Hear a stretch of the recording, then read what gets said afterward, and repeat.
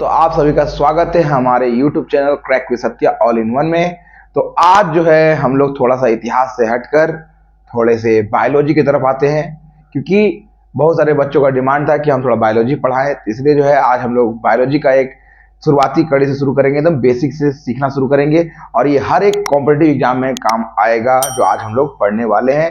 तो हम लोग का जो पहला टॉपिक हम लोग पढ़ने वाले हैं वो है कोशिका। क्या चीज? कोशिका। The unit of our body, यानी कि मनुष्य के शरीर का या किसी भी जंतु के शरीर का जो सबसे छोटा इकाई होता है उसको हम क्या बोलते हैं? कोशिका बोलते हैं। देखिए कोशिका जो है हमारे शरीर का सबसे छोटा पार्ट नहीं होता है, ठीक? सबसे छोटा क्या होता है? इकाई होता है। और इस कोशिका के अंदर भी बहुत सारे पार्ट्स पाए जाते हैं, इसीलिए यानी कोशिका को अगर हम लोग सबसे छोटा पार्ट बोल देंगे तो ये गलत साबित हो जाएगा, ठीक? यानी कि बोलने का मतलब कोशिका हमारे जीवन का क्या है? छोटा इकाई है, सबसे छोटा पार्ट नहीं, ठीक? तो आज का जो हम लोग टॉपिक है क्या चीज है? बायोलॉजी में यानी कि जीव विज्ञान में कोशिका। आज हम लोग किसको देखेंगे? कोशिका को देखेंगे। अंग्रेजी में इसको हम लोग क्या बोलते हैं? सेल। अर्थात आज हम लोग सेल के बारे में पढ़ेंगे, यानी कोशिका। जिस प्रकार एक घर का रचना जो है ईंट से जोड़कर क्या बनता है? दीवार, और दीवार को जोड़कर क्या बनता है? कमरा, और कमरा से क्या बनता है? फिर एक संपूर्ण घर का क्या होता है? निर्माण होता है। ठीक वैसे ही एक कोशिका को जोड़ते हैं तो फिर क्या बनता है? मैंने बहुत सारे कोशिका को जोड़ते हैं क्या बनेगा? उत्तक बनेगा। फिर उत्तक को जोड़कर क्या बनता है? अंग बनता है, और अंग अंग को जोड़कर क्या बनता है? एक शरीर का निर्माण होता है। अर्थात जिसको हम लोग एक चार्ट के द्वारा समझ सकते हैं कि जैसे एक ईंट लिख देते हैं यहां पर, ईंट से क्या बना? दीवार, और दीवार से फिर क्या बनेगा? कमरा, और कमरा से क्या बनेगा? मकान। रोटी कपड़ा मकान नहीं। तो इस तरीका से हम लोगों ने देखा। और नेक्स्ट जो हम लोग का बात आता है, ठीक वैसे ही अगर देखा जाए तो जो एक घर जो है कैसे मैंने घर जैसे बना, ठीक वैसे ही जो है अगर कोशिका को छोटा इकाई मान लिया जाए, जिस प्रकार ईंट को हम लोग माने, तो कोशिका से क्या आएगा? उत्तक अर्थात टिश्यू, और टिश्यू से क्या आएगा? अंग, और अंग से क्या बन जाएगा? अंग अंग मिलकर शरीर का रचना हो जाएगा। इस तरह से अगर देखा जाए तो कोशिका से उत्तक, उत्तक से अंग, और अंग से शरीर का क्या होता है? निर्माण होता है। तो हम लोगों ने ये भी देख लिया। तो आज कोशिका को हम लोग बहुत ही गहराई से क्या करेंगे? अध्ययन करेंगे। किसको बहुत गहराई से अध्ययन करेंगे हम लोग? तो कोशिका को। सबसे पहले हम लोग बोलेंगे कि कोशिका जो नाम आया है वो कहां से आया है? तो साइटो शब्द से आया है। किससे आया है? साइटो शब्द से। माने कि कोशिका शब्द जो आया है वो किससे आया है? माने कोशिका क्या चीज बना? साइटो। साइटो को क्या बोलते हैं? कोशिका। यानी कोशिका को किस नाम जानते हैं? साइटो।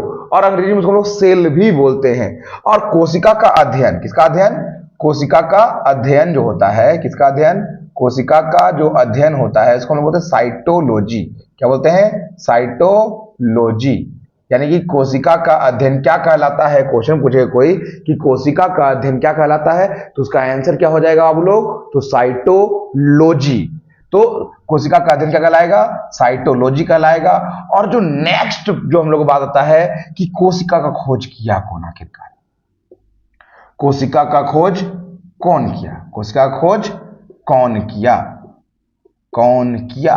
कौन किया क्या खोज? कोशिका खोज। उसका नाम क्या था? रॉबर्ट चचा, यानी कि रॉबर्ट हुक के द्वारा। हुक। और क्या चीज में खोज किया था? एक पौधा, यानी कि एक पेड़ जो था उसका नाम था कॉर्क। क्या नाम? कॉर्क। कॉक नहीं जो खेलते हैं बैट में टक टक बोला नहीं। क्या चीज? कॉर्क। एक पौधा का नाम मैंने पेड़ का था कॉर्क। इस कॉर्क नाम के पेड़ के छाल से जो है मृत कोशिका का खोज किया था। कौन कोशिका का खोज किया था? मृत कोशिका। अब पूछा जाए कि रॉबर्ट हुक ने किस प्रकार के कोशिका का खोज किया था? अगर रॉबर्ट हुक ने किस प्रकार के कोशिका का खोज किया था, तो मृत कोशिका का खोज किया था। अर्थात ये कि जीवित कोशिका का खोज नहीं किया था। कब किया था? 1665 ईस्वी में। कब किया था खोज? 1665 ईस्वी में। अब कोशिका इतना छोटा होता है कि हम उसके अपने नंगे आंखों से उसको देख भी नहीं सकते हैं। तो उसको देखने के लिए हम लोग को एक टेलीस्कोप लगा क्या करना पड़ता है? जूम करना पड़ता है। माइक्रोस्कोप से उसको हम लोग क्या करते हैं? देखते हैं। किसको? तो कोशिका को, अर्थात कोशिका हमारे नंगी आंखों से दिखता भी नहीं है कि कितना सूक्ष्म होता है। जैसे हम लोग बोलते हैं ना पूरा शरीर का निर्माण जो है हमारे किससे हुआ है, कोशिका से हुआ है। ठीक, अर्थात एक एक छोटा छोटा कोशिका से मिलकर है कि हमारे शरीर में अरबों खरबों लाखों करोड़ों क्या चाहिए कोशिकाएं हैं जिसको हम लोग गिन भी नहीं पाते हैं। ठीक, तो इस तरीका से अगर देखा जाए तो कोशिका जो है उसका खोज करने वाला पहला विद्वान जो था वो कौन था, रॉबर्ट हुक। इसलिए रॉबर्ट हुक को हम लोग बोलते हैं कोशिका का जनक या खोज करता या फादर ऑफ साइटो माने साइटो यानी सेल का, यानी कोशिका का पिता बोलते हैं। किसको बोलते हैं, रॉबर्ट हुक को बोलते हैं। अब जो नेक्स्ट जो हम लोग क्वेश्चन आता है कि जीवित ये कोशिका का खोज सबसे पहले किसने किया, कौन कोशिका, जीवित कोशिका। तो जीवित कोशिका का खोज का श्रेय जो जाता है, कोशिका का खोज अगर देखा जाए कौन किया था जीवित कोशिका का खोज, तो उसका नाम था एंटोनी वॉन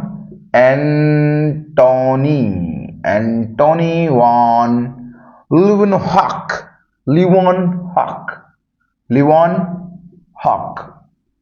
ठीक, यानी कि जीवित कोशिका खोज करने वाला व्यक्ति कौन थे, तो जीवित कोशिका खोज करने वाला व्यक्ति कौन थे, तो एंटोनी वॉन लिवनहॉक।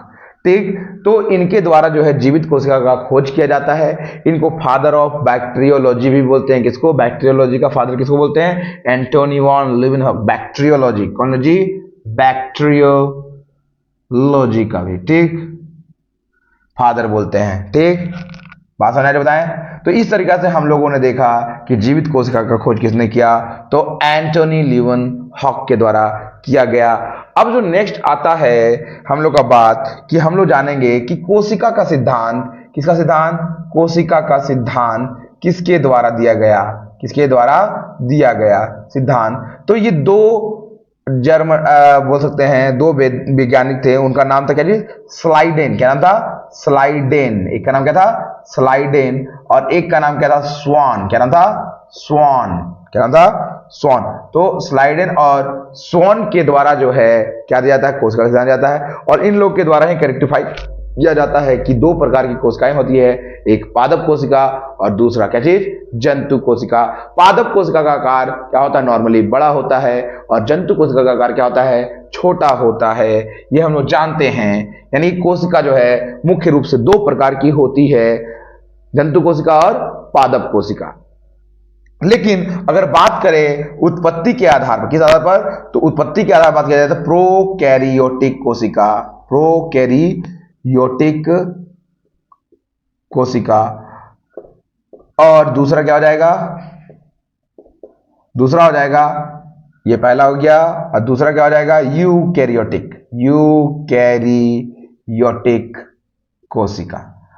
तो बोलने का मतलब जो है कि दो प्रकार के उत्पत्ति के आधार पर अगर बात किया जाए तो दो प्रकार का होता है। लेकिन स्लाइडेन और स्वान ने जो है ये दो प्रकार जो बताया था वो था पादप और जंतु।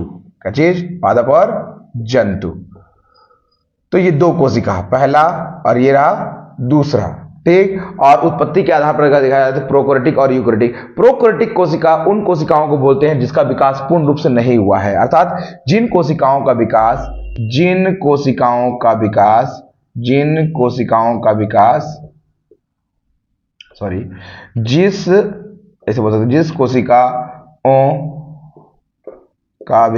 पूर्ण रूप से नहीं हुआ है। क्या नहीं हुआ है, विकास पूर्ण रूप से नहीं हुआ, उसको क्या बोलेंगे हम लोग, प्रोकैरियोटिक। इसमें बहुत सारे कोशिकांग मौजूद नहीं होते हैं। ठीक, इसीलिए जो है इसको अपूर्ण विकसित कोशिका भी बोलते हैं। किसको, प्रोकैरियोटिक कोशिका को। ये किसमें पाया जाता है, तो बैक्टीरिया जो सूक्ष्मदर्शी जीव होते हैं उनमें पाया जाता है। ठीक, और यूकैरियोटिक जीव किसको बोलते हैं, वही कोशिका जो पूर्ण विकसित है। पूर्ण विकसित कोशिका को क्या बोलते हैं, पूर्ण विकसित कोशिका को, पूर्ण विकसित कोशिका को क्या बोलते हैं, पूर्ण विकसित कोशिका को क्या बोलते हैं, पूर्ण विकसित कोशिका को तो यूकैरियोटिक कोशिका बोलते हैं। पूर्ण विकसित कोशिका को क्या बोलते हैं, यूकैरियोटिक कोशिका बोलते हैं। ठीक, तो इतना भी समझ में आ ही गया हम लोग का। तो पूर्ण विकसित कोशिका क्या है क्या नहीं है, ठीक, यूकेरियोटिक कोशिका किसे बोलते हैं। और जैसे कि पहला अगर देखा जाए तो बैक्टीरिया के बाद अगर जो कोई डेवलप हुआ जीव तो वो था कौन, अमीबा। यानी कि दुनिया में पहला जीव जो विकसित हुआ वो जीव कौन सा था, तो उसका आंसर क्या हो जाएगा, अमीबा, जो विकसित जीव का कैटेगरी में आता है। और प्रोकैरियोटिक नहीं बल्कि यूकेरियोटिक में आता है कौन, अमीबा, सबसे सरल जीव अगर बोल सकते हैं उसको तो, ठीक। अमीबा एक कोशिकीय जीव है जो कूटपाद द्वारा चलता है। कुछ उसका आकार अगर अमीबा को देखा जाए, अगर किसको देखा जाए, अमीबा को, तो उसका आकार कुछ इस प्रकार का होता है, ठीक। और ये जो साइड साइड का जो पोर्शन निकला हुआ नजर आ रहा है ना, इसको बोलते हैं पेसोडोपिया या सुडोपिया, सुडोपिया, या बोल सकते हैं क्या चीज, कूटपाद। हिंदी में क्या बोलते हैं, कूटपाद। क्या बोलते हैं, कूटपाद। कौन पाद, कूटपाद, के पाद बोला नहीं, कूटपाद, ठीक। अमीबा में पाया जाता है कूटपाद, इसी के द्वारा प्रचलन करता है, प्रचलन, यानी कि प्रचलन अंग है किसका, तो अमीबा का। तो अमीबा का कुछ आकार ये होता है, और ये पहला यूकोरियोटिक वाला क्या चीज है, जीव है। यानी कि दुनिया में पहला ऐसा पूर्ण विकसित जीव जो आया वो कौन सा था, तो वो था यूकोरियोटिक कोशिका वाला जीव, कौन सा था, अमीबा था। तो ये हम लोगों ने बेसिक रूप में देखा। अब हम लोग थोड़ा देखेंगे कि कौन सा कोशिका जो है बड़ा होता है, कौन सा कोशिका छोटा, थोड़ा उसको भी देख लेते हैं। ये जो बेसिक बात में हम लोग क्या क्या देखें कि सेल यानी कोशिका, कोशिका को क्या बोलते हैं, साइटो के नाम से जानते हैं। कोशिका का अध्ययन क्या कहलाता है, साइटोलॉजी कहलाता है। कोशिका का खोज करता कौन थे, रॉबर्ट हुक थे, जो कि 1655 में किए थे। उसके इस पौधा में किए थे, कॉर्क के पौधे के छाल में, यानी कि उसे मृत कोशिका का किए थे, खोज किए थे। उसके बाद जीवित कोशिका खोज करने वाला व्यक्ति कौन थे, एंटोनी वॉन लीवन हॉक थे, जो कि बैक्टीरियोलॉजी का भी फादर कहे जाते हैं। कौन, एंटोनियो ल्यूवन हॉक। और अगर देखा जाए तो नेक्स्ट हम लोग देखते हैं कि कोशिका के सिद्धांत दो विद्वानों के द्वारा दिए गए, स्लाइडेन और स्वान।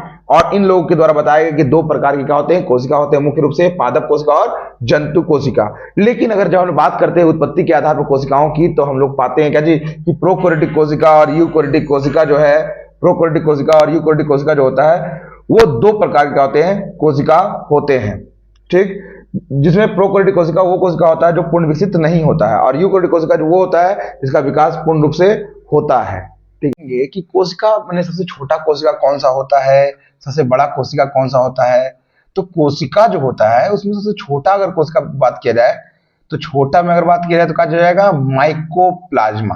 कौन प्लाज्मा, माइको या माइक्रो भी बोलते हैं, माइक्रोप्लाज्मा। पूछा जाएगा सबसे छोटा कोशिका किसका होता है, तो माइकोप्लाज्मा का, ठीक। किसका, माइकोप्लाज्मा कोशिका का होता है, सबसे छोटा कोशिका होता है। सबसे बड़ा अगर पूछा जाता तो क्या पूछा जाता, सबसे बड़ा कोशिका किसका होता है, शुतुरमुर्ग के अंडे का, शुतुरमुर्ग, शुतुरमुर्ग के अंडे का।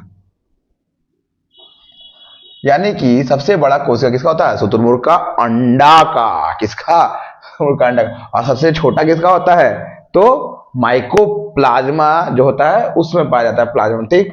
तो अब जो नेक्स्ट आता है मनुष्य में अगर बात किया जाए, मानव में बात किया जाए, तो मानव में अगर स्त्री का जो होता है, स्त्री का अंडाणु, क्या चीज, अंडाणु, स्त्री का अंडाणु का कोशिका जो होता है, यानी कि ओवम, क्या चीज होता है, इसको ओवम बोलते हैं। इसका कोशिका सबसे बड़ा होता है, क्या होता है, बड़ा। और मानव में अगर पुरुष में बात किया जाए, तो पुरुष में सबसे छोटा जो होता है, पुरुष का शुक्राणु जो होता है, क्या चीज होता है, शुक्राणु, यानी कि स्पर्म, स्पर्म क्या होता है, सबसे छोटा कोशिका होता है, क्या होता है, छोटा कोशिका होता है।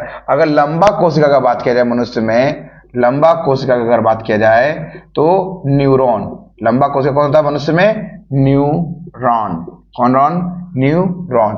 और मनुष्य का खाली बात किया जाए, मानव में सबसे छोटा जो कोशिका होता है वो सेरिबेलम के अंदर होता है, अर्थात पश्चिम मस्तिष्क में स्थित जो कोशिका होती है। अब पूछा जाएगा कि कोशिका विभाजन काफी तेजी से कहां होता है, तो हम लोग के लीवर में, यानी कि मनुष्य के लीवर का कोशिका का विभाजन काफी ज्यादा तेजी से होता है। उसका मुख्य कारण क्या होता है कि वहां साइटोसोम, सेंट्रोसोम, सॉरी सेंट्रोसोम, यानी कि तारक काय, काय, तारक काय जो है बहुत ज्यादा मात्रा में पाया जाता है, अर्थात सेंट्रोसोम बहुत ज्यादा पाए जाने के कारण लीवर में उसका विभाजन काफी तेजी से होता है। इसलिए कहा जाता है ना कि कौन सा अंग सबसे तेजी से हम लोग के शरीर में विकसित होता है, तो कौन सा है, लीवर, ठीक।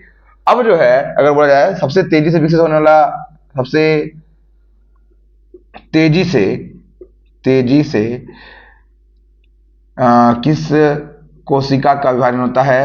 सबसे तेजी से लीवर अर्थात यकृत अर्थात जिगर या कलेजा, छल्ला छल्ला वाला कलेजा नहीं, ठीक। तो लीवर, यकृत या कलेजा या जिगर, ठीक, का जो होता है जी कोशिका का विभाजन काफी तेजी से होता है। कोशिका का विभाजन क्या होता है? काफी सबसे तेज होता है, ठीक। यानी कि सबसे तेजी से लीवर या यकृत की कोशिका का विभाजन होता है, ठीक। इतना केस क्लियर रहेगा?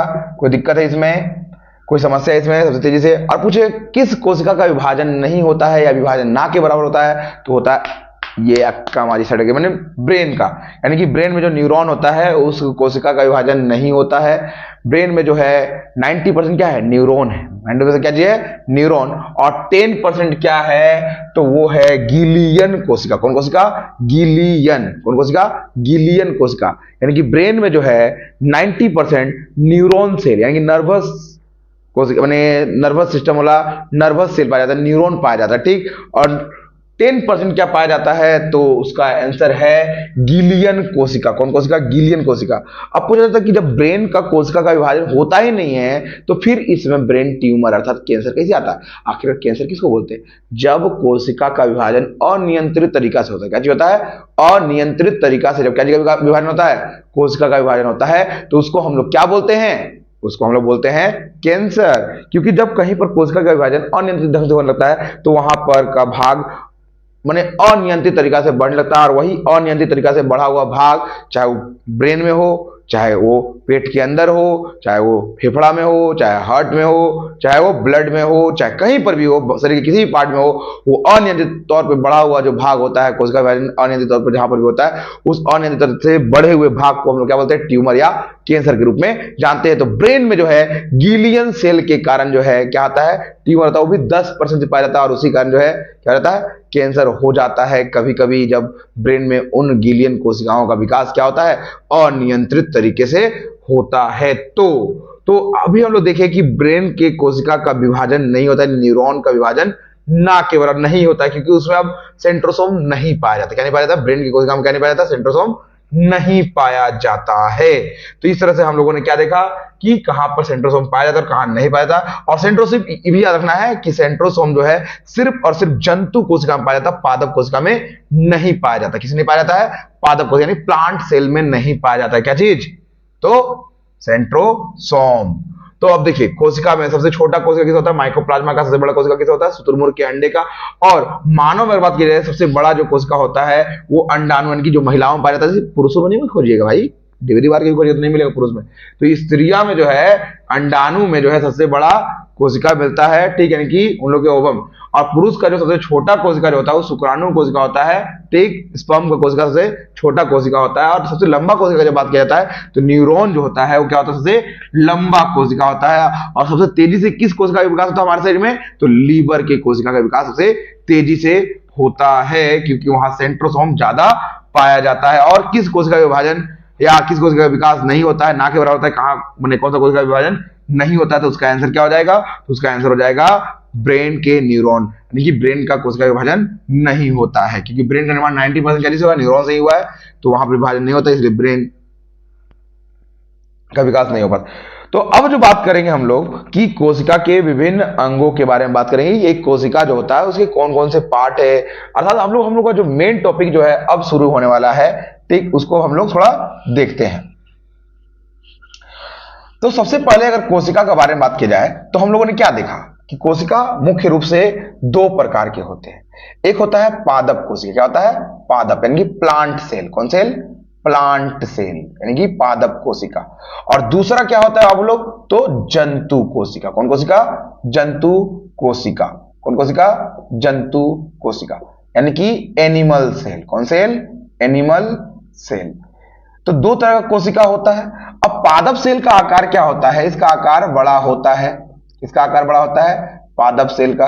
और जंतु कोशिका का आकार क्या होगा? छोटा होगा। ये मालूम चल गया। कुछ कुछ ऐसे भी भाग पाए जाते हैं जो जंतु कोशिका में पाया जा रहा है, तो पादप कोशिका में नहीं, और कुछ ऐसा भी भाग होता है जो पादप कोशिका में पाया जाता है तो वो जंतु कोशिका में नहीं पाया जाता। जैसे एग्जाम्पल का तौर पर अगर बात की जाए तो जो पादप कोशिका होता है वो दोहरी आवरण, जैसे कोशिका झिल्ली जो है वो इसमें भी पाया जाएगा, यानी जंतु कोशिका में भी पाया जाएगा और पादप कोशिका में पाया जाएगा। लेकिन जो पादप कोशिका होता है उस पर डबल प्रोटेक्शन लेयर होता है। क्या होता है? डबल लेयर होता है, यानी कि डबल प्रोटेक्शन, ज्यादा सुरक्षा गार्ड। यानी कि बोलने का मतलब इसके ऊपर और भी एक लेयर होता है। इस लेयर को हम लोग क्या बोलते हैं? कोशिका भित्ति। क्या बोलते हैं? कोशिका भित्ति। क्या बोलते हैं? कोशिका भित्ति। अब कोशिका भित्ति का काम क्या होता है? एक पादप कोशिका को निश्चित आकार देना, बाहरी आघातों से सुरक्षा पहुंचाना। और ये क्या चीज का बना होता है? सेल्यूलोज का बना होता है। क्या चीज का बना होता है? सेल्यूलोज का। और उसके जस्ट बाद वाला जो परत होता है क्या चीज का बना होता है? प्रोटीन का बना होता है। और ये है क्या चीज? तो ये है क्या चीज? कोशिका झिल्ली। कोशिका झिल्ली ऐसे जंतु कोशिका में भी क्या होता है? पाया जाता है। लेकिन अगर देखा जाए, इस हिसाब से देखा जाए तो किस कोशिका का सुरक्षा आवरण ज्यादा है? तो वो पादप कोशिका का सुरक्षा आवरण ज्यादा है, ज्यादा मजबूत होता है, ज्यादा मोटा होता है। और वहीं तुम्हारा जाके क्या चीज, अगर देखा जाए क्या चीज कि जंतु कोशिका जो है उसमें सिर्फ क्या पाया जाता है? कोशिका झिल्ली पाया जाता है। उसमें क्या नहीं पाया जाता है? तो उसमें हम लोग का कोशिका भित्ति नहीं पाया जाता है। तो ये जो बाहरी सुरक्षा है तो कहां से मिलता है? तो हम लोग के शरीर में क्या पाया जाता है? ये रोमा पाया जाता है, मने उसके ऊपर, और क्या चीज, चमड़ी उमड़ी, और बहुत तरह का प्रोटेक्शन लेयर हम लोग का बॉडी में पाया जाता है, जो हम लोग का कोशिका झिल्ली का करता है, सुरक्षा प्रदान कर देता है। इसलिए हम लोग को इसके लिए अलग से कोशिका भित्ति की जरूरत नहीं होता है। ठीक, तो आज हम लोग देखेंगे तो पादप कोशिका और जंतु कोशिका को देखते हुए आगे बढ़ेंगे हम लोग। और उत्पत्ति के आधार पर तो हम लोग पहले ही देख चुके हैं कि दो प्रकार कोशिका होता है। एक होता है प्रोकैरियोटिक कोशिका, जो सबसे पहले जब ब्रह्मांड में, दुनिया में अगर देखा जाए तो सबसे पहले जीव जंतु का उत्पत्ति हुआ था, तो जल में हुआ था। तो पहला जो विकसित जीव, मैंने पहला जो विकसित जीव था वो अमीबा था, वो यूकैरियोटिक था। लेकिन जो पहला अल्प विकसित जीव जो था वो था बैक्टीरिया, और बैक्टीरिया ही इस संसार में आने वाला पहला जीव माना गया है।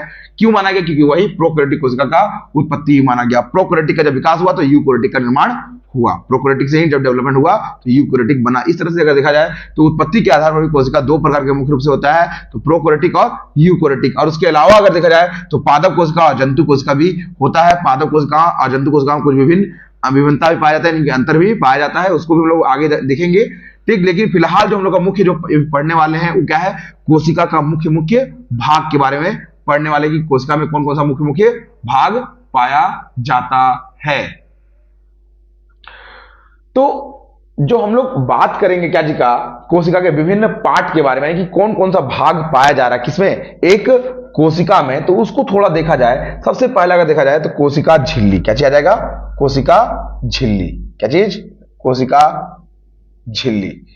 तो कोशिका झिल्ली जो होता है ये पादप एवं जंतु दोनों में पाया जाता है। माने प्लांट सेल में भी पाया जाएगा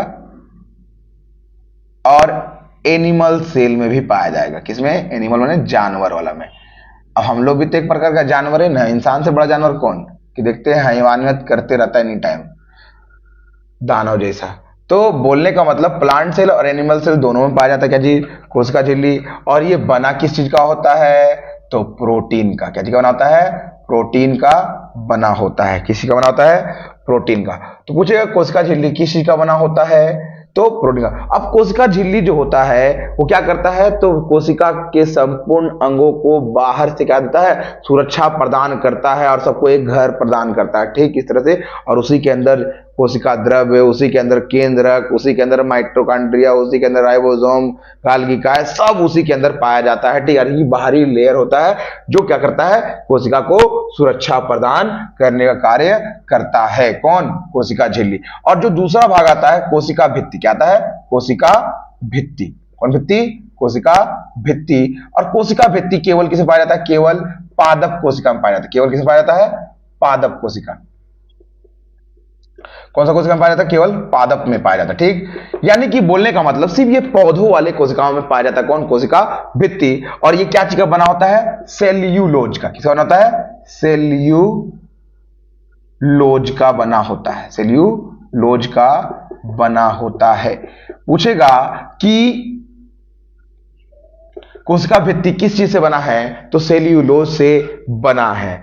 अब बात किया जाएगा कि ये क्या काम करता है, कोशिका भित्ति का क्या काम है, तो एक पौधा को निश्चित, उसका कोशिका को एक निश्चित आकार देना। पहले क्या देना, एक निश्चित आकार देना। अब मेरा जो डेक्ची नहीं कर रहा है, मैंने बोलने का मतलब निश्चित आकार का मतलब जैसे एक इंसान का निश्चित आकार होता है, जैसे कुत्ता बिल्ली सियार का सबका अपना एक आकार होता है, वैसी कोशिका का भी एक फिक्स कुछ आकार होता है, उसको एक पर्टिकुलर क्या देना, शेप प्रदान करना, किसका काम होता है, ये कोशिका भित्ति का होता है। यानी कोशिका भित्ति क्या काम करता है, कोशिकाओं को एक निश्चित आकार प्रदान करता है। और क्या चीज का बना हुआ है, ये सेल्यूलोज का बना होता है। कौन चीज, तो कोशिका भित्ति। अब जो थर्ड पार्ट अगर हम लोग देखें, ठीक, जो मुख्य पार्ट में अगर देखा जाए तो माइटोकॉन्ड्रिया, क्या चीज, माइटोकॉन्ड्रिया, रिया नहीं, माइटोकॉन्ड्रिया।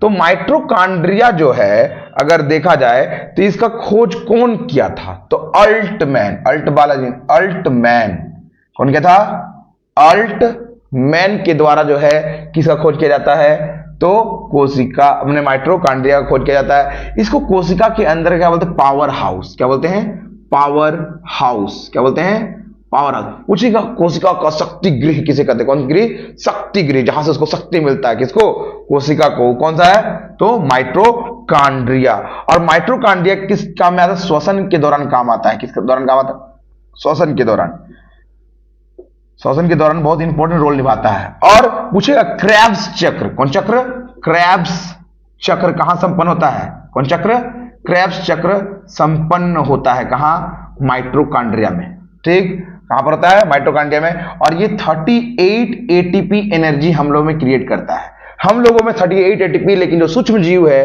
जो छोटे छोटे बैक्टीरिया चाहिए सब जीव है, उसमें 2 एटीपी जो है ये एनर्जी क्रिएट करता है। हमारे शरीर के लिए चूंकि 38 एटीपी एनर्जी ज्यादा इंपॉर्टेंट है, और 38 एटीपी एनर्जी के बाद जो है क्या निर्माण होता है, ग्लूकोज का क्या होता है, निर्माण होता है, ग्लूकोज का निर्माण, किसी का निर्माण, ग्लूकोज का निर्माण होता है। ठीक, तो इस तरीका से अगर देखा जाए तो माइटोकॉन्ड्रिया बहुत इंपॉर्टेंट है।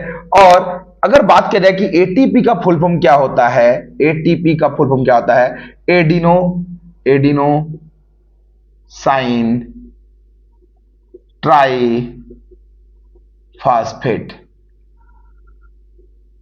यानी कि बोलने का मतलब एटीपी का फुल फॉर्म क्या होता है, एडिनोसाइन ट्राइफॉस्फेट होता है। किसका फुल फॉर्म होता है, एडिनोसाइन ट्राइफॉस्फेट, तो एटीपी का। अब जो माइटोकॉन्ड्रिया होता है, ये उसकी जो आंतरिक दीवार है, मैंने माइटोकॉन्ड्रिया का जो अंदर का जो दीवार होता है, मैंने मेरा शरीर है, इस शरीर का अंदर का तरफ से भी तो एक लेयर होगा ना, ठीक, समझ रहे ना। तो अंदर का जो दीवार होगा, उस दीवार को हम लोग क्या बोलते हैं, क्रिस्टी बोलते हैं। यानी कि माइटोकॉन्ड्रिया का आंतरिक दीवार, कौन दीवार, आंतरिक दीवार क्या कहलाता है, क्रिस्टी कहलाता है, क्रिस्टी, क्रिस्पी नहीं, क्रिस्टी। ठीक, पूछेगा कि माइटोकॉन्ड्रिया के आंतरिक दीवार को क्या कहते हैं, क्रिस्टी कहते हैं। क्रिस्टी किसको बोलते हैं, तो माइटोकॉन्ड्रिया के आंतरिक दीवार को बोलते हैं। और जो ये एटीपी है, इसको बोलते हैं कॉइन ऑफ एनर्जी, क्या बोलते हैं, कॉइन ऑफ एनर्जी। पूछेगा कि कॉइन ऑफ एनर्जी के नाम से कौन जाना जाता है कोशिका के अंदर, तो क्या हो जाएगा इसका आंसर, माइटोकॉन्ड्रिया के अंदर मौजूद क्या चीज, एटीपी, जो ऊर्जा निर्माण में सहायता करता है। इस तरह से आप लोग इसका भी एक बार कर लीजिए, स्क्रीनशॉट ले लीजिए। अभी हम लोग 3 पार्ट देख लिए। अब नेक्स्ट जो चौथा पार्ट हम लोग का आता है क्या जी के अंदर, एक कोशिका के अंदर मुख्य रूप से वो आता है गाल्गी। क्या आता है, गाल्गी काय। क्या आता है, गाल्गी काय। कौन जाता है, गाल्गी।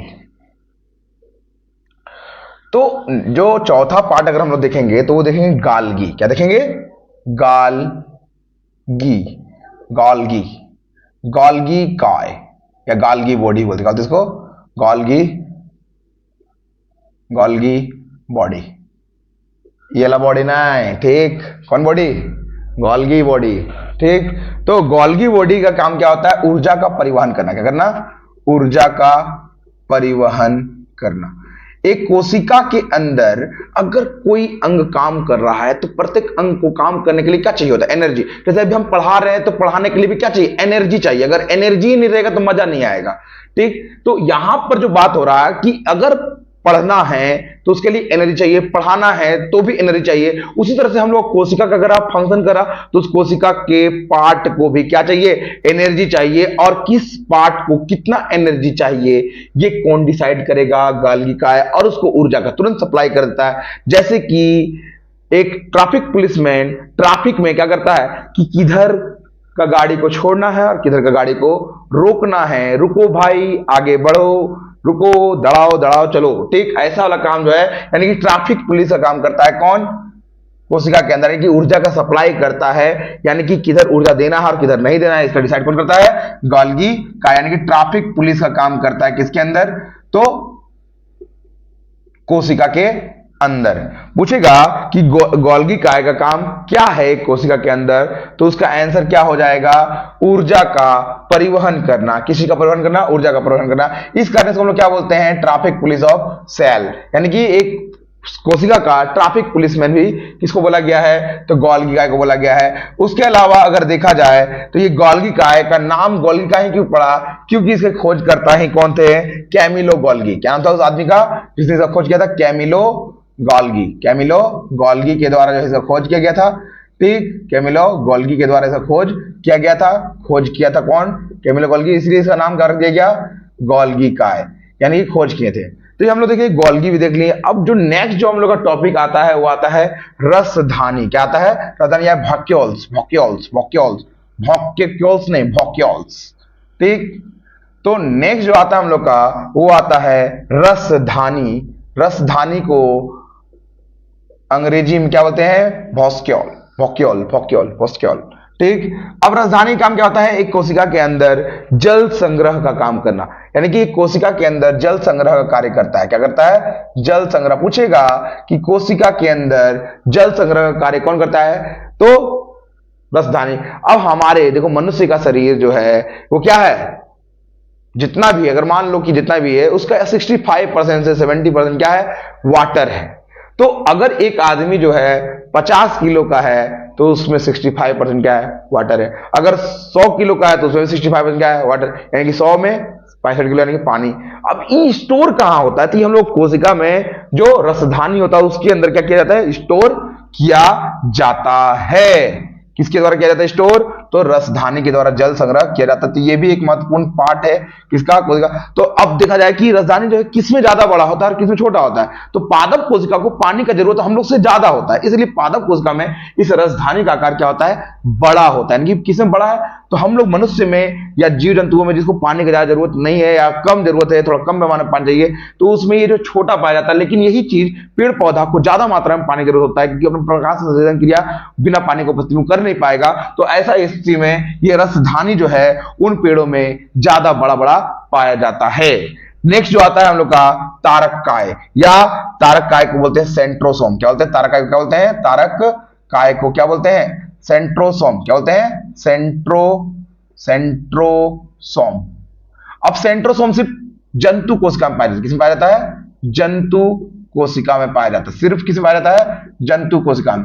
और इसका काम क्या होता है, कोशिका विभाजन में सहायता करना। किसमें सहायता करना, कोशिका विभाजन में क्या करना, सहायता करना। विभाजन में क्या करना, सहायता करना। और इसका खोज कौन किया था, गोबरी नहीं, बोबरी, ठीक। इसका खोज कौन किया था, बोबरी के द्वारा इसका खोज किया गया था। किसके द्वारा खोज किया गया था इसका, बोबरी। और हम लोग का प्यारी गोबरी, सॉरी क्या जी बोल रहे थे हम लोग, तो तारक में जो था यानी कि सेंट्रोसोम जो था उसका खोज किसने किया था, बोबरी के द्वारा किया गया था, गोबरी के द्वारा नहीं, ठीक। तो इस तरह से हम लोग देखें कि तारक में यानी कि सेंट्रोसोम का काम क्या होता है, जो है कोशिका विभाजन करना होता है, और ये जंतु कोशिका में सिर्फ पाया जाता है। उसके अलावा हम लोग देखें कि इसका खोज कौन किया था, खोज करता कौन था, बोबरी। कौन था, बोबरी। और अगर बात की जाए सेंट्रोसोम का, तो सेंट्रोसोम से ज्यादा कहां पाया जाता है, लीवर में। कहां पाया जाता है, लीवर में। लीवर में ज्यादा पाया जाता है। कहां पाया जाता है, लीवर में ज्यादा पाया जाता है।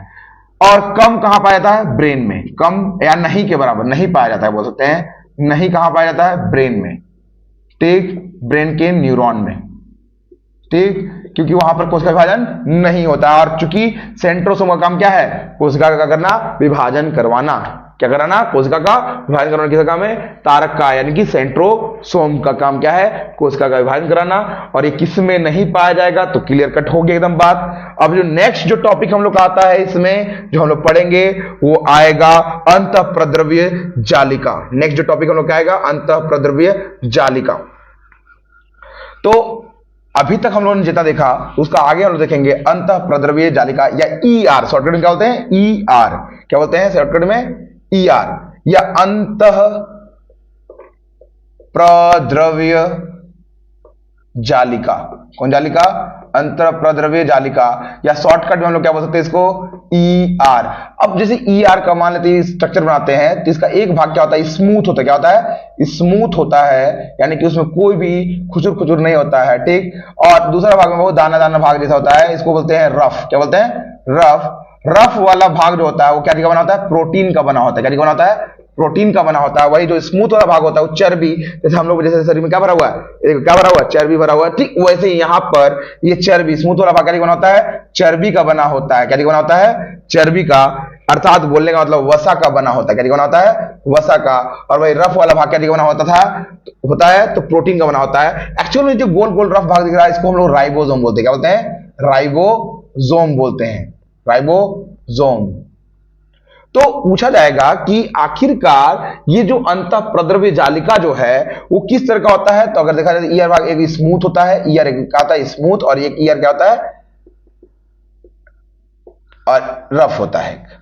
यानी कि बोलने का मतलब रफ भाग होता है, यानी कि अंतःप्रद्रव्य जालिका का दो भाग होता है, एक स्मूथ भाग और एक रफ भाग होता है। स्मूथ भाग जो है वो वसा का बना हुआ है और रफ भाग जो है वो किसका बना हुआ है, प्रोटीन का बना हुआ होता है। लेकिन वास्तव में अंतःप्रद्रव्य जालिका जो है वो प्रोटीन नहीं बनाता है। प्रोटीन बनाने का काम किसका है, राइबोसोम का है। किसका है, राइबोसोम का है, जो उसके अंदर पाया जाता है। यानी कि अंतःप्रद्रव्य जालिका के अंदर में ही क्या पाया जाता है, राइबोसोम पाया जाता है। अब बात करते हैं हम लोग नेक्स्ट जो टॉपिक आता है अंतःप्रद्रव्य जालिका के बाद, तो राइबोसोम। क्या आता है, राइबोसोम। अब राइबोसोम जो है अगर देखा जाए तो अभी हम लोग जस्ट देख लिए कि अंतःप्रद्रव्य जालिका के ऊपर ही पाया जा रहा, यानी कहां पाया जाएगा, अंतःप्रद्रव्य जालिका के ऊपर पाया जाता है, यानी कि ईआर के ऊपर, ईआर पर या ईआर में, वो भी कौन वाला में, रफ वाला में। किसमें, रफ वाला में पाया जाता है, ठीक। अब जो बात आता है कि ये रफ वाला में पाई गई तो हम लोग मालूम चल गया, और इसका काम क्या होता है, प्रोटीन निर्माण करना। क्या करना, प्रोटीन निर्माण। क्या करना, प्रोटीन निर्माण करने से काम है, इसलिए इसको बोलते हैं फैक्ट्री ऑफ प्रोटीन। क्या बोलते हैं, फैक्ट्री ऑफ प्रोटीन। क्या बोलते हैं, फैक्ट्री ऑफ प्रोटीन। तो हम लोग जान गए कि फैक्ट्री ऑफ प्रोटीन जो है वो क्या है, तो राइबोसोम। राइबोसोम को क्या बोलते हैं, फैक्ट्री ऑफ प्रोटीन के नाम से भी क्या करते हैं, जानते हैं। और नेक्स्ट जो पार्ट हम लोग पढ़ेंगे, अब स्क्रीनशॉट ले लीजिए आप लोग। तो बोलने का मतलब जो है हम लोग नेक्स्ट जो पार्ट देखेंगे वो है केंद्रक। क्या है, केंद्रक। क्या चीज, केंद्रक। तो केंद्रक जो है अगर देखा जाए तो एक कोशिका का जो सबसे सेंटर पॉइंट होता है उसको हम लोग क्या बोलते हैं, केंद्रक बोलते हैं, या न्यूक्लियस। अब ये जो केंद्रक होता है इसी के अंदर क्या पाया जाता है, गुणसूत्र पाया जाता है, और इसी के अंदर डीएनए भी पाया जाता है, इसी में आरएनए भी पाया जाता है। अगर देखा जाए तो इसमें 80% क्या है, डीएनए है, और सॉरी मिस्टेक, 10% क्या है, डीएनए है, और 80% क्या होता है, प्रोटीन होता है। क्या होता है, प्रोटीन। क्या होता है, प्रोटीन। पूछेगा कि एक केंद्रक के अंदर कितना परसेंट क्या होता है, डीएनए होता है, तो 10% डीएनए होता है, और 80% क्या होता है, प्रोटीन होता है, और 10% जो है अन्य तत्व होते हैं। अन्य तत्व क्या होते हैं, अन्य तत्व। तो पूछेगा कि गुणसूत्र, अब पूछेगा गुणसूत्र, गुणसूत्र कहां पाया जाता है, तो केंद्रक के अंदर। अब केंद्रक के अंदर धागे नुमा स्पिंडलदार रचना को, फाइबरयुक्त रचना को क्या बोलते हैं हम लोग, गुणसूत्र बोलते हैं। और मनुष्य में जो है गुणसूत्र जो है 23 जोड़ा होता है। मनुष्य में कितना जोड़ा होता है, 23 जोड़ा। अलग अलग प्राणियों में भी ये गुणसूत्र पाया जाता है, लेकिन इसमें जोड़ा का संख्या क्या रहता है, अलग अलग रहता है। अगर ये 23 जोड़ा गुणसूत्र पाया जा रहा तो गुणसूत्र के बारे में थोड़ा हम लोग देख लेते हैं। गुणसूत्र जो होता है वो क्या प्रकार का होता है, 2 प्रकार का होता है। ठीक। और दोनों प्रकार मिलकर क्या बनाता है, 23 जोड़ा बनाता है। एक होता है लिंग गुणसूत्र, क्या होता है, लिंग गुणसूत्र। कौन गुणसूत्र, लिंग गुणसूत्र। और दूसरा जो होता है वो क्या होता है, दूसरा जो होता है वो होता है दैहिक गुणसूत्र। क्या होता है, दैहिक गुणसूत्र, यानी कि लिंग गुणसूत्र और दूसरा सेक्स क्रोमोसोम अगर अंग्रेजी बोले तो, और ऑटोसोम। दैहिक गुणसूत्र क्या बोलते हैं, ऑटोसोम। तो इस तरीका से अगर देखा जाए तो सेक्स क्रोमोसोम और ऑटोसोम, और सेक्स क्रोमोसोम कितना होता है, एक जोड़ा। कितना होता है, एक जोड़ा। और दैहिक गुणसूत्र कितना होता है, 22 जोड़ा होता है।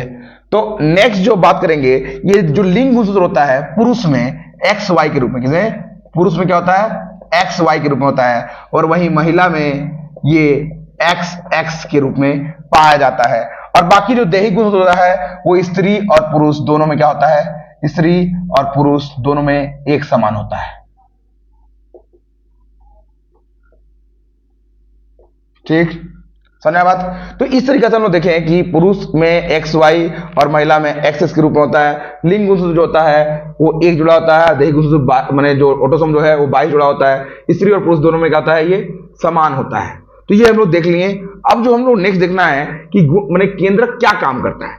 केंद्रक काम होता है पूरे कोशिकाओं पर क्या करना, नियंत्रण करना। पूरी कोशिकाओं पर, पूरा कोशिका जो भी काम कर रहा सभी को आदेश देना। जैसे हमारे शरीर पर पूर्ण रूप से नियंत्रण किसका होता है, ब्रेन का होता है। और हमारे सभी कार्यों को कौन आदेश देता है, कोई करने के लिए तो ब्रेन आदेश देता है। ठीक वैसे ही एक केंद्रक जो है कोशिका के सभी अंगों को क्या देता है, आदेश देता है, और कोशिका उसके आदेशों का क्या करता है, कोशिका के सभी अंग उसके आदेशों का पालन करता है। अर्थात ये कोशिका का क्या है, ब्रेन है। कोशिका का क्या है, ब्रेन। बोलेगा कोशिका का ब्रेन किसे बोलते हैं, कोशिका का मस्तिष्क। क्या बोलते हैं इसको, कोशिका का मस्तिष्क बोलते हैं। किसको,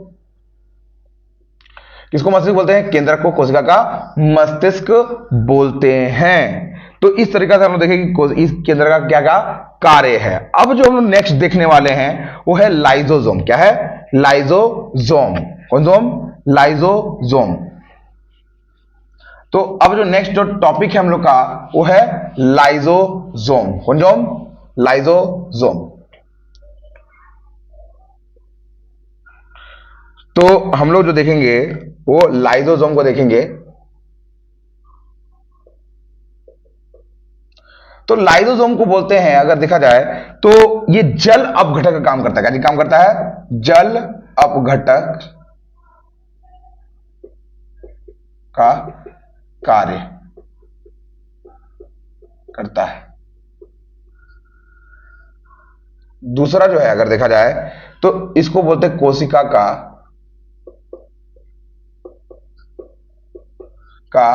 आत्मघाती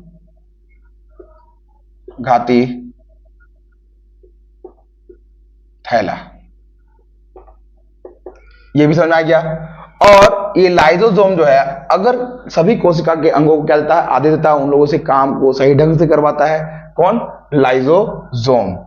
ठीक। और इस तरीका से हम लोग देखेंगे कि लाइजोसोम जो है अगर फट जाता है किसी कोशिका में तो वो कोशिका पूरा शरीर का कोशिका नहीं, माने वो कोशिका जिस कोशिका का जी लाइजोसोम फटा वो कोशिका क्या होता है, नष्ट हो जाता है। इसलिए इसको क्या बोलते हैं, आत्मघाती थैली या आत्महत्या की थैली बोलते हैं। किसको, तो लाइजोसोम बोलते हैं। ऐसे लाइजोसोम जो है इसको कोशिका का एटम बम भी बोलते हैं।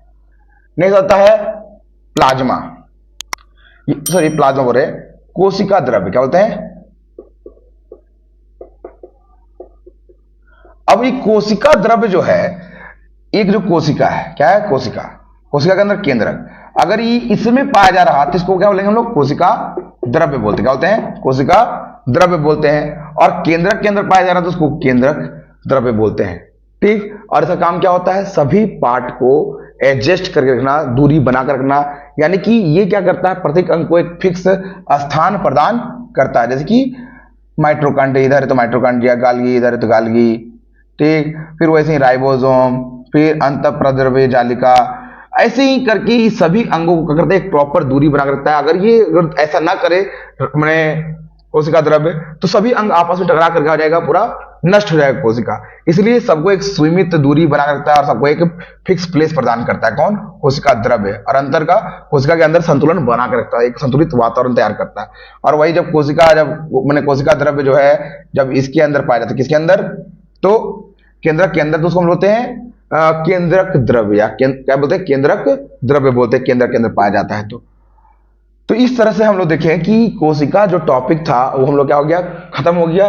और ये कोशिका द्रव्य जो है एक्चुअल में इसको बोलते हैं अंग्रेजी में अगर देखा जाए तो साइटोप्लाज्मा बोलते हैं। तो साइटोप्लाज्मा भी केस क्लियर हो गया।